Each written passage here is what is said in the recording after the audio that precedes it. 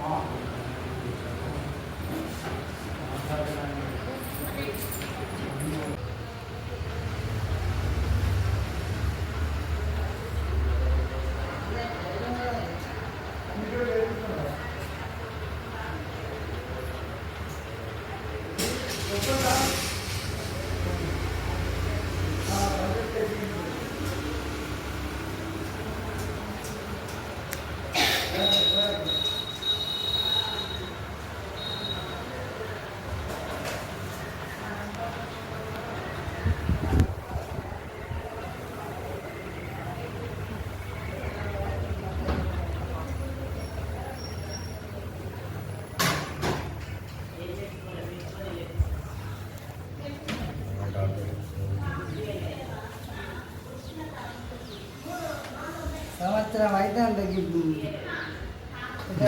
పోదామన్నా కానీ ఓట్లు కూడా లేదు.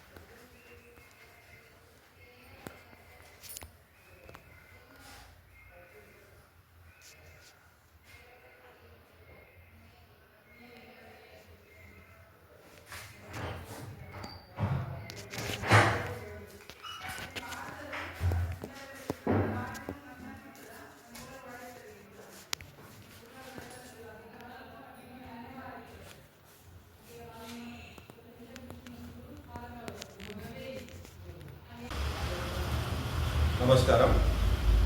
జమ్మికుంట మండలంలోని వావిలాల గ్రామంలో ఉన్నటువంటి ప్రాథమిక ఆరోగ్య కేంద్రం అనేది పూర్తిగా శిథిలావస్థలో ఉన్నది.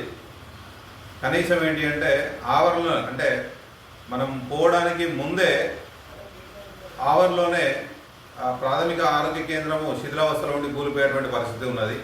అదేవిధంగా లోపలికి వెళ్ళి చూసినట్లయితే లోపల కూడా కంప్లీట్గా మొత్తం డ్యామేజ్ అయిపోయి వచ్చిన రోగులు వచ్చి వాళ్ళ ఆరోగ్యాన్ని బాగు చేసుకునేటువంటి పరిస్థితి లేదు. అక్కడ వారు వస్తే ఎక్కడ పైనుంచి పెచ్చు మీద పడి మళ్ళీ ఇంకో ప్రమాదం జరిగేటువంటి పరిస్థితి ఈ వావిలాల్లో ఉన్నటువంటి ప్రాథమిక ఆరోగ్య కేంద్రంలో కనిపిస్తూ ఉన్నది. మొన్నటికి మొన్న ఆ పెచ్చులు ఊడి కంప్లీట్ ఒక బెడ్ మీదనే కంప్లీట్గా పడిపోయినాయి. అదృష్టవశాత్తు అక్కడ ఎవరు కూడా పేషెంట్ లేకపోవడం వల్ల ప్రమాదం అనేది పెద్ద ప్రమాదం అనేది తప్పినది.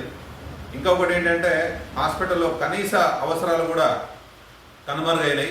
అక్కడ బోరు ఉన్నప్పటికీ కూడా బావిలో మోటార్ లేనటువంటి పరిస్థితి లేదు, కరెంటు లేదు, అలాంటి పరిస్థితి కనిపిస్తూ ఉన్నది. హాస్పిటల్లో ల్యాబ్ టెక్నీషియన్ కానీ, స్టాఫ్ నర్స్ కానీ, అదేవిధంగా ఫార్మసిస్ట్ కానీ, అదేవిధంగా డాక్టరు లేనటువంటి పరిస్థితి అక్కడ. మొన్నటి వరకు వీణవంక నుండి మనకి